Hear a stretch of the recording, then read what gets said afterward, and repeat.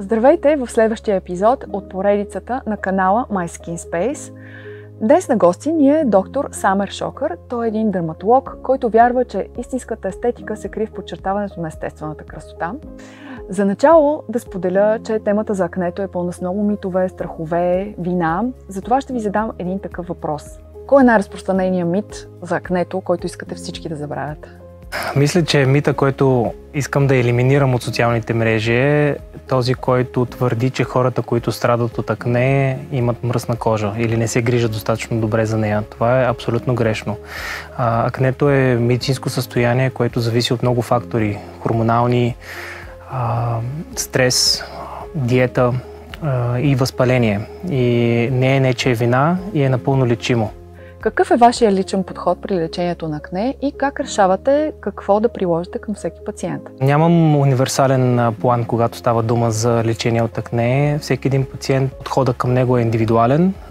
Първо заснемаме анамнеза и история да видим какъв е точният проблем, дали имаме някакви тригери, пускаме изследвания, хормонален панел, ако има нужда, и чак тогава решаваме какво е правилното лечение. Било то локално, през уста, комбинация от двете и понякога даже процедури в амбулаторни условия. Колко време продължава терапията с апарат при белези от акне и какви резултати могат да очакват пациентите? Резултатите са много добри, но това, което трябва да знаем, че отнема време и изисква търпение. Процедурите са между 3 или 6 на един месец интервал. Много зависи от тежестта на акнето, което искаме, или по-скоро белезите, които искаме да третираме. Резултатите, които очакваме, е по-гладка кожа, белези, които са по-повдигнати, и най-хубавото е, че резултатите са естествени и са дълготрайни. Как бихте обяснили на един тинейджър, който се срамува от кожата си, че това е временно и е напълно нормално? Бих му казал, че не си сам. Повечето от половината тинейджери ще страдат или страдат от акне в един или друг даден момент. Искам да не се отказваш, искам да не те е страх от собствената ти кожа и да знаеш, че в момента медицината е толкова развита, че може да елиминираме този проблем с правилната грижа.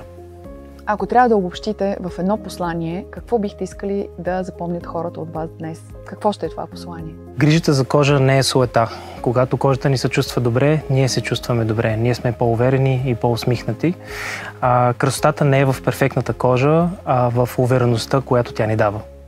Благодаря ви. Това беше всичко от нас с доктор Шокър. Споделете това видео, ако вярвате, че правилната грижа за себе си и останалите започва с достоверна информация.